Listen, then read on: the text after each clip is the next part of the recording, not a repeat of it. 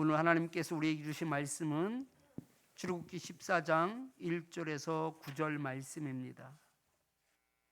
1절에서 9절 말씀 한 절씩 교독하겠습니다. 여호와께서 모세에게 말씀하여 이르시되 이스라엘 자손에게 명령하여 돌이켜 바다와 믹돌 사이에 비아하롯 앞 곧 바알스본 맞은편 바닷가에 장막을 치게 하라. 바로가 이스라엘 자손에 대하여 말하기를 그들이 그 땅에서 멀리 떠나 광야에 갇힌 바 되었다 하리라. 내가 바로의 마음을 완악하게 한즉 바로가 그들의 뒤를 따르리니 내가 그와 그의 온 군대로 말미암아 영광을 얻어 애굽 사람들이 나를 여호와인 줄 알게 하리라 하시매 무리가 그대로 행하니라. 그 백성이 도망한 사실이 애굽 왕에게 알려짐에 바로와 그의 신하들이 그 백성에 대하여 마음이 변하여 이르되 우리가 어찌 이같이 하여 이스라엘을 우리를 섬김에서 놓아 보내었는가 하고 바로가 곧 그의 병거를 갖추고 그의 백성을 데리고 갈새 선발된 병거 600대와 애굽의 모든 병거를 동원하니 지휘관들이 다 거느렸더라. 여호와께서 애굽 왕 바로의 마음을 완악하게 하셨으므로 그가 이스라엘 자손의 뒤를 따르니 이스라엘 자손이 담대히 나갔음이라. 다 같이 애굽 사람들과 바로의 말들 병거들과 그 마병과 그 군대가 그들의 뒤를 따라 바알스본 맞은편 비아히롯 곁 해변 그들이 장막 친 데에 미치니라. 아멘. 우리 서로 바라보면서 함께 인사하겠습니다. 참 잘 오셨습니다. 참 잘 오셨습니다.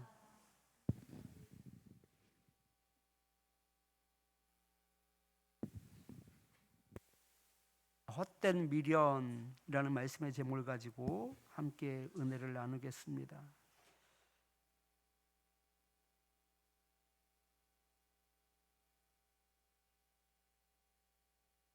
미련은 사전적으로 깨끗이 잊지 못하고 끌리는 마음,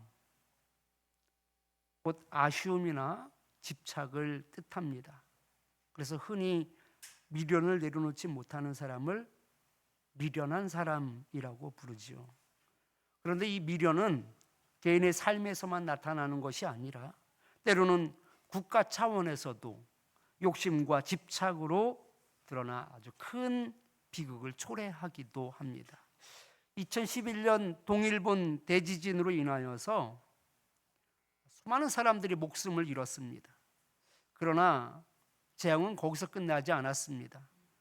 후쿠시마 원전이 있는 해안가에 15m 높이 파도가 밀려오면서 발전소가 침수되었습니다. 전력 공급이 끊기면서 냉각 펌프가 멈추었습니다. 비상 발전기마저 침수로 고장이 나면서 냉각 펌프를 돌릴 수가 없었던 거예요. 원자로는 급격히 과열되었고 그 안에 수소가 발생하면서 폭발하고 말았습니다. 그 여파가 지금까지도 그 후쿠시마 지역에 깊은 상처로 남아 있습니다. 저 사전은 후쿠시마는 아니에요. 그런데 이런 비슷한 일이 단순한 자연재해가 아니라 인위적인 실험으로 인해 발생했다면 여러분 믿을 수 있겠습니까? 과거 미소 냉전 시기 소련은 원자력 기술의 우월성을 세계에 과시하기 위해서 체르노빌 원자로에서 위험한 실험을 강행하게 됩니다. 실험의 목적은 외부 전력이 끊겨도 원자로가 안전하게 유지될 수 있는지를 확인하는 것이었습니다. 그들의 논리는 아주 단순했습니다. 전력이 끊기더라도 터빈의 관성에 의하여서 잠시 전기를 생산할 수 있고 그 전력으로 냉각 펌프를 가동해 원자로를 안정화시킬 수 있다는 것입니다. 그러나 이를 위해 원자로를 비정상적으로 낮은 출력 상태에서 운전해야 했는데 설계상 아주 매우 불안정한 조건이었습니다. 결국 안전을 무시한 채 강행된 실험은 폭발로 이어졌고 이것이 바로 1986년 전 세계를 충격에 빠뜨렸던 체르노빌 원전 사고입니다. 더 충격적인 것은 당시 이미 이 실험의 위험성을 충분히 그들은 알고 있었다라는 것입니다. 그럼에도 불구하고 자신들의 기술적인 우위를 과시하기 위해서 그 욕심 때문에 실험을 강행하였던 것이죠. 그 일로 수십만 명이 방사능에 노출되었고 수천 명이 목숨을 잃거나 질병에 시달리게 되었습니다. 이 참사는 한 개인의 미련에서 비롯된 것이 아니었습니다. 집단을 넘어 국가가 욕심과 집착을 버리지 못한 결과 벌어진 비극이었습니다. 사람은 살아가면서 미련을 버리지 못하고 과하게 욕심을 부릴 때가 있습니다. 그러나 아쉬움을 내려놓지 못하고 집착하는 순간 사람은 파멸로 이어질 수밖에 없습니다. 오늘의 이야기는 욕심 때문에 미련을 버리지 못한 사람의 최후를 경고하고 있습니다. 이 말씀을 통해 우리 역시 헛된 욕망과 미련에 사로잡혀 있지는 않는지 돌아보시고 하나님 앞에서 겸손할 수 있기를 축원합니다. 모세는 하나님의 부르심에 순종하여 다시 애굽으로 돌아가 바로 앞에 섰습니다. 그는 하나님의 말씀을 전하며 히브리인들이 광야에서 하나님을 예배할 수 있도록 보내달라고 요청을 합니다. 그러나 바로의 입장에서는 도저히 받아들일 수 없는 요구였습니다. 당시 이스라엘 장정만 약 60만 명이었는데요. 이는 오늘날 삼성 전 계열사 직원의 2배에 해당되는 인원입니다. 애굽의 왕으로서 그 많은 노동력을 쉬게 한다라는 것은 상상할 수도 없는 일이었습니다. 바로는 모세의 말을 듣고 비웃듯 하찮게 취급을 합니다. 출애굽기 5장 2절 말씀을 같이 한번 읽겠습니다. 바로가 이르되 여호와가 누구이기에 내가 그의 목소리를 듣고 이스라엘을 보내겠느냐? 나는 여호와를 알지 못하니 이스라엘을 보내지 아니하리라. 이 대답은 모세를 무시할 뿐 아니라 전능하신 하나님을 모욕하는 말이었습니다. 하나님께서는 그 바로의 완강한 거부와 교만을 심판하시기로 작정합니다. 나일 강물이 피로 변하는 재앙을 시작으로 점점 강도를 높여가셨습니다. 처음에는 완강히 거부하였던 바로가 점차 타협안을 내놓기 시작했습니다. 모세가 사흘길을 걸어 광야에서 제사를 드리겠다라고 하자 바로는 멀리 가지 말고 이 땅에서 제사를 드리라고 조건을 내걸었습니다. 여전히 이스라엘을 자신의 통제 아래 두려는 계산이 깔려 있었던 것입니다. 그러나 재앙에서 벗어나는 순간 바로는 본색을 드러내며 다시 이스라엘을 보내지 않겠다라고 말을 뒤집었습니다. 그는 재앙이 닥칠 때는 죄를 고백하며 반성하는 모습도 보이기는 하였지만 재앙이 지나가면 내가 언제 그런 말을 했냐는 식으로 말을 바꾸며 고집을 부렸습니다. 모세는 우박이 내려 채소가 망가진 상태에서 2차 예고를 하게 됩니다. 다음에는 메뚜기 떼가 이 남은 채소까지 다 먹어치울 것을 경고하지요. 그제서야 바로는 누가 광야로 나가 예배할 것인지를 묻습니다. 모세가 남녀노소와 가축까지 모두 데리고 가겠다라고 하자 그렇게 하지 말고 장정만 가서 여호와를 섬기라고 자기 뜻을 굽히지 않습니다. 바로는 끝까지 아이들과 가축을 남겨두어서 그들을 볼모로 이스라엘 사람들이 다시금 돌아오게 하려고 하였던 것이지요. 욕심을 내려놓지 못한 바로는 계속해서 하나님의 징계를 받으면서도 끝내 말씀을 거부하는 어리석은 모습을 드러냅니다. 그리고 9번째 흑암의 재앙이 임하였는데요, 애굽 전역을 사흘 동안 완전히 덮어버렸습니다. 사람들은 서로의 얼굴도 확인할 수 없는 그 암흑의 시간을 보내야 했습니다. 태양이 사라진 재앙은 바로의 신적 권위를 정면으로 부정하는 사건이었습니다. 바로는 단순히 애굽의 한 왕이 아닙니다. 그는 태양의 신 라의 아들로 숭배받는 그런 신적 존재로 추앙받고 있었습니다. 그런데 그 태양의 아들로 그 추앙받고 있었는데 태양이 사라져 온 땅이 어둠이 덮이자 자존심과 권위가 그냥 땅바닥까지 내려간 겁니다. 깊은 분노와 수치심을 느꼈을 겁니다. 바로는 자신이 내건 조건을 모두 거부하는 모세를 향하여 다시 내 얼굴을 보면 죽을 줄 알라며 분노와 좌절을 모세에게 쏟아내 버립니다. 그러나 결국 10번째 재앙, 곧 장자의 죽음이 애굽 전역에 임하자 바로는 두 손 두 발 다 들고 그제서야 모세의 요청을 받아들이죠. 출애굽기 12장 31절 말씀을 같이 한번 읽어보겠습니다. 출애굽기 12장. 밤에 바로가 모세와 아론을 불러서 이르되 너희와 이스라엘 자손은 일어나 내 백성 가운데에서 떠나 너희의 말대로 가서 여호와를 섬기며. 더 이상 하나님과 맞설 싸울 수가 없었기 때문입니다. 모든 장자가 죽었는데도 불구하고 또다시 고집을 부린다면 이번에는 자신이 죽을 수도 있었기 때문입니다. 결국 바로는 장정만 60만 명에 달하는 노동력을 잃어버렸습니다. 아마 국가 기관 산업이 흔들리는 최대의 위기를 겪게 되었을 것입니다. 그럼에도 불구하고 그들을 더 이상 붙잡을 수는 없었습니다. 이스라엘은 노예에서 해방되어 하나님께서 준비하신 그 가나안 땅을 향해 출발했습니다. 그런데 며칠 후 바로는 충격적인 소식을 듣습니다. 본문 5절 말씀을 같이 한번 읽어보겠습니다.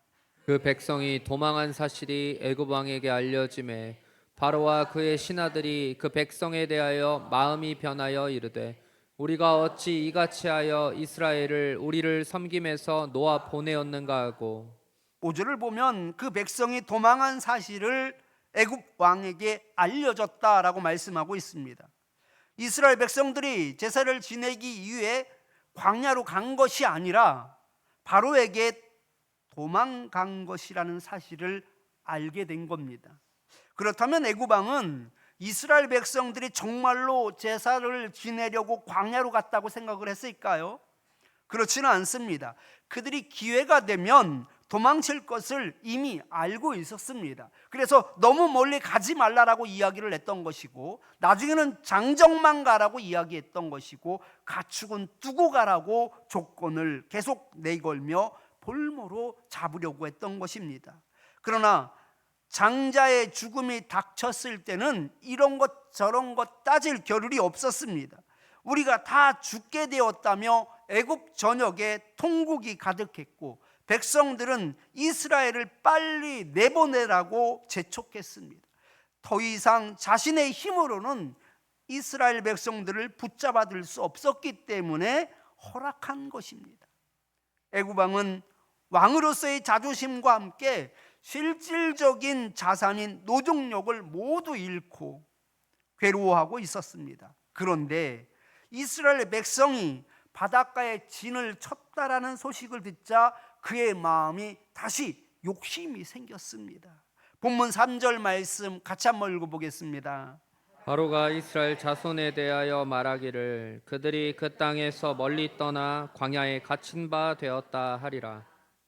이스라엘이 진을 친 곳은 앞에는 바다, 좌우에는 광야와 험산이 가로막힌 지형이었습니다.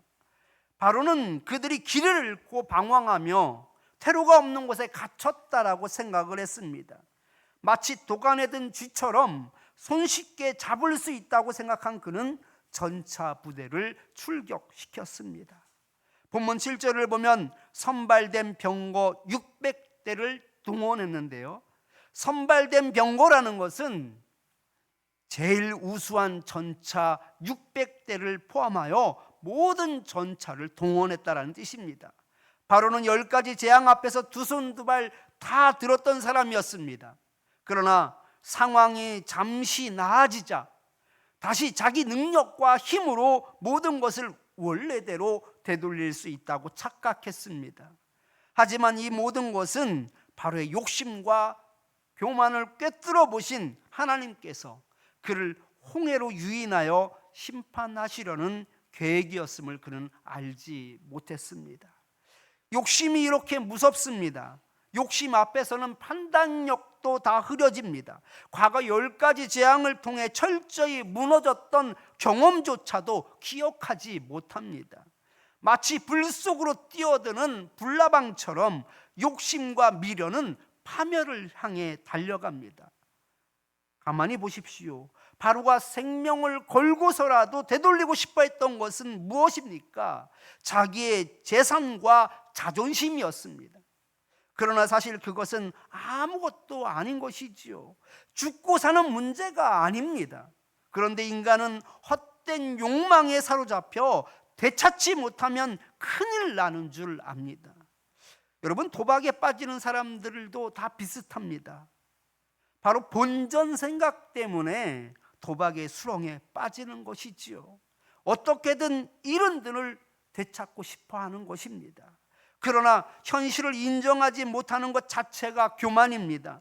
조금만 힘을 내면 원래대로 되돌릴 수 있다는 착각 때문에 우리는 미련을 버리지 못하고 결국 점점 더 깊은 수렁으로 빠져들게 되는 것입니다. 사울은 이스라엘의 초대 왕이었지만 백성들이 사울이 죽인 자는 천천히요 다윗은 만만이로다 라고 노래하는 소리를 듣고 질투에 눈이 멀어 버렸습니다. 그는 왕이라는 권위와 사람들의 그 인정을 내려놓지 못한 채 평생을 다윗을 쫓는데 허비하다가 결국 비참한 최후를 맞이합니다. 아합 왕은 한 나라의 왕으로서 모든 것을 다 가졌음에도 불구하고 이웃 나봇의 작은 포도원 하나를 얻지 못해 알아 누웠습니다. 현실에 만족하지 못하고 끝내 남의 것을 빼앗으려 했던 그의 탐욕과 교만은 결국 가문의 멸망을 불러왔습니다. 전설적인 사이클 선수 랜스 암스트롱은 암 투병을 이겨내고 투르 드 프랑스 7회 연속 우승을 차지하며 세계적인 영웅으로 떠올랐습니다. 그러나 그의 승리에 대한 의혹이 제기되자 그는 진실을 밝히기보다 영웅적 이미지와 자존심을 지키기 위해 집요하게 싸웠습니다. 그는 기자와 신문사를 상대로 소송을 걸어 거액을 받아내기도 하였고 약물 사용을 증언한 사람들을 매춘부 중독자로 몰아세우며 업계에서 매장시켰습니다. 동료와 그의 가족을 협박하고 영향력을 이용해 생계를 끊어버리며 심지어 살해 협박까지 서슴지 않았습니다. 결국 그의 실체는 드러났고 모든 우승 타이틀과 명예는 박탈당했습니다. 영웅에서 추락한 그의 모습은 욕심과 교만이 사람을 어떻게 파멸로 몰아가는지 보여주는 극적인 사례가 되었습니다. 이것은 단지 권력을 가진 자나 명성을 얻은 자에게만 해당되는 이야기가 아닙니다.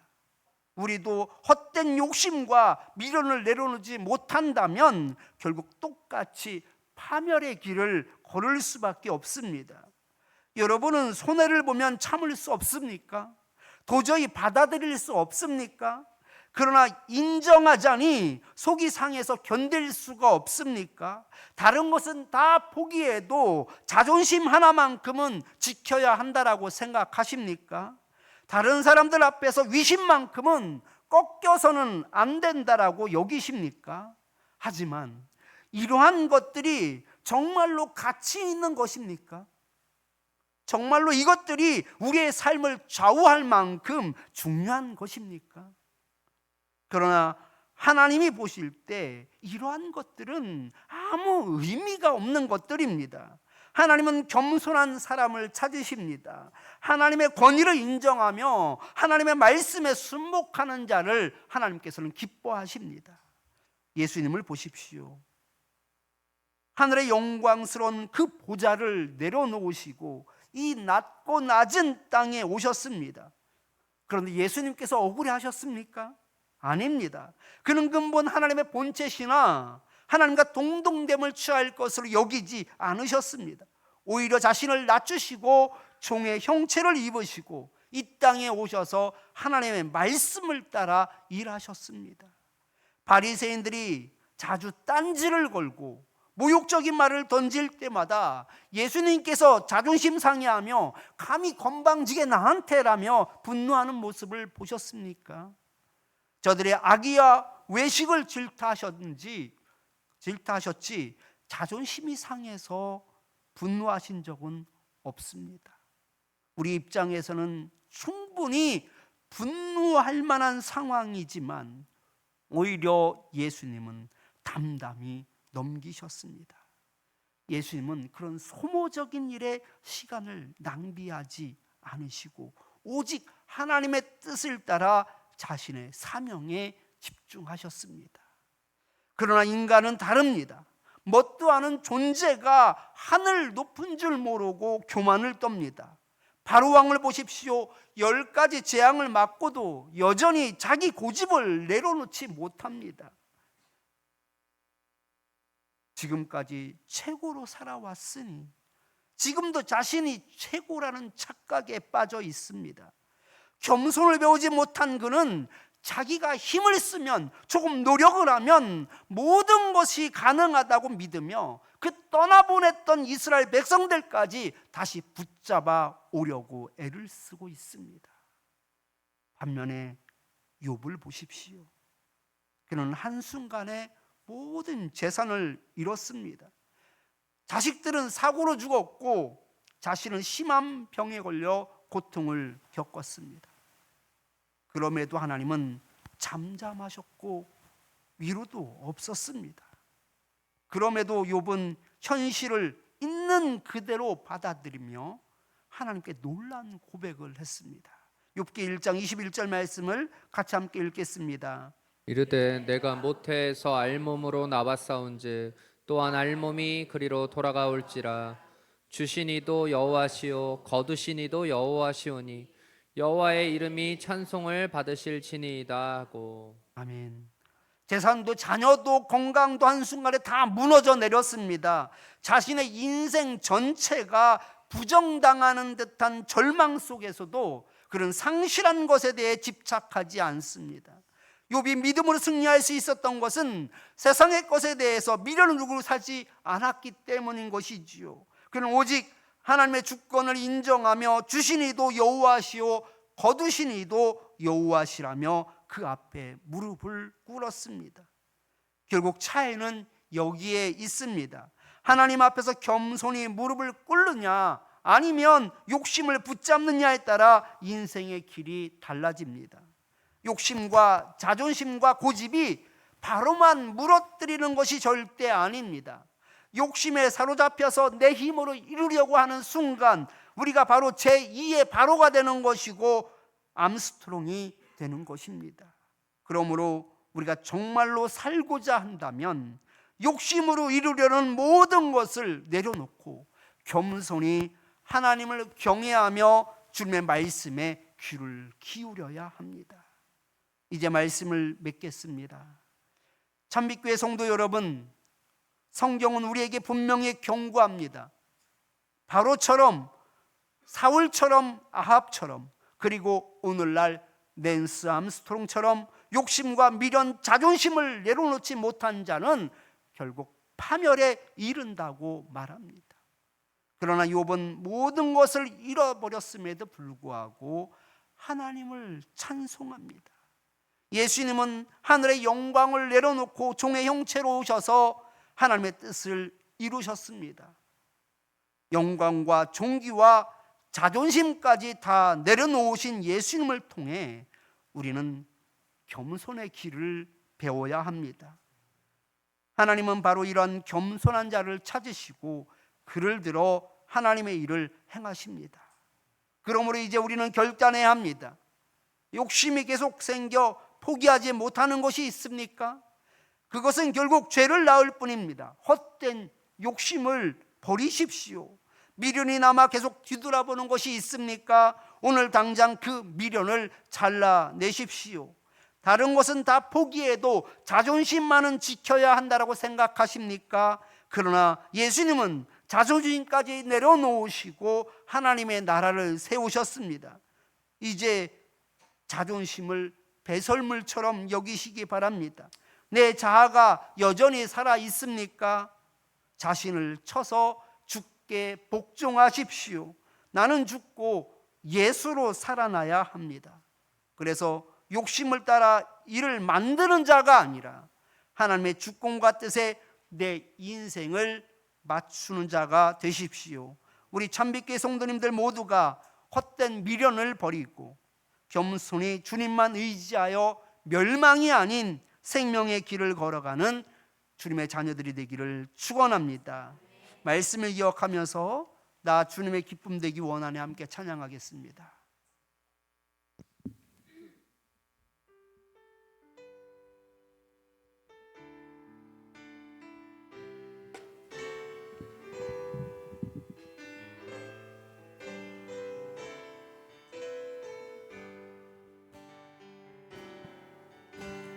나 주님의 기쁨 되기 원하네. 내 마음을 새롭게 하소서. 새 부대가 되게 하여 주사. 주님의 빛 비추게 하소서. 내가 원하는 한 가지, 주님의 기쁨이 되는 것. 내가 원하는 한 가지, 주님의 기쁨이 되는 것. 겸손히 내 마음 드립니다. 나의 모든 것 받으소서. 나의 마음 깨끗게 하여 주사. 주의 길로 행하게 하소서. 내가 원하는 한 가지, 주님의 기쁨이 되는 것. 내가 원하는 한 가지, 주님의 기쁨이 되는 것. 내가 원하는 한 가지, 주님의 기쁨이 되는 것. 내가 원하는 한 가지, 주님의 기쁨이 되는 것. 우리 말씀을 기억하면서 우리 세 가지 기도 제목 가지고 함께 기도하겠습니다. 욕심과 집착에 사로잡혀 파멸의 길로 가지 않게 해달라고 기도하겠습니다. 자존심과 고집을 내려놓고 하나님의 뜻과 말씀에 순종하는 삶을 살게 해달라고 기도하겠습니다.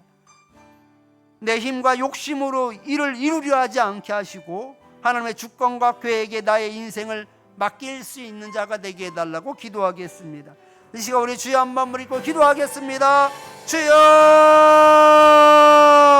하나님 아버지 감사합니다. 하나님 아버지 은혜 가운데 도심 가운데 오늘 말씀을 통하여서 우리 스스로를 돌아볼 수 있게 하여 주시니 감사합니다. 하나님 아버지 욕심과 집착에 사로잡혀 파멸의 길로 가지 않도록 저희들을 붙잡아 주시옵소서. 바로처럼 또 하나님 아버지 사울왕처럼 아방처럼 랜섬트로처럼 하나님 아버지 그 욕심과 집착에 사로잡힌 어리석은 자가 되지 않길 원합니다. 미련한 자가 되지 않길 원합니다. 겸손한 자가 되길 원합니다. 주님 주의 말씀에 귀를 기울이게 하여 주시옵소서. 생명의 길을 걷는 자가 될 수 있게 하여 주시옵소서. 이것이 바로 파멸의 길이며 멸망의 길임을 아는 자가 될 수 있게 하여 주시옵소서. 자존심과 고집을 내려놓게 하여 주시고 하나님의 뜻과 말씀에 순종하는 삶을 살게 하여 주시옵소서. 철저히 깨어지고 녹아지고 주어지기를 원합니다. 내 자아가 깨어지길 원합니다. 나는 죽고 예수로 사는 자가 되길 원합니다. 그 하찮은 자존심에 악을 행하는 자가 되지 않게 하여 주시고 하나님의 뜻을 굽히는 어리석은 자가 되지 않기를 원합니다. 겸손한 자가 되게 하여 주시옵소서. 하나님 세상의 것에 가치를 두지 않게 하여 주시고 세상의 이목에 관심을 두는 어리석은 자가 되지 않게 하여 주시옵소서. 하나님 그 악을 향하여 치닫는 어리석은 자가 되지 않게 하여 주시고 겸손한 자가 될 수 있도록 주님 역사하여 주옵소서. 하나님 아버지의 바로처럼 교만하여 내 힘으로 무엇을 이룰 수 있다라는 생각을 내려놓을 수 있기를 원합니다. 내가 힘을 쓰면 다시금 되찾을 수 있다라는 어리석은 생각을 내려놓을 수 있기를 원합니다. 그 상실한 것에 대해 집착하며 다시금 그것을 차지하려고 하나님 몸부림치는 어리석은 자가 되지 않기를 원합니다. 하나님 아버지 주의 섭리를 고백하는 자가 되게 하여 주시고 주의 주권을 인정하는 자가 되게 하여 주시고 주신 자도 주님이시고 거두시는 자도 주님이심을 고백하며 주의 주권 가운데 철저히 무릎을 꿇는 자가 될 수 있게 하여 주셔서 하나님 아버지 은혜 가운데 도우심 가운데 오직 겸손히 주의 뜻만을 행하는 저희들 될 수 있도록 주님 역사하여 주시옵소서. 주님 도와주시옵소서. 주님 도와주시옵소서.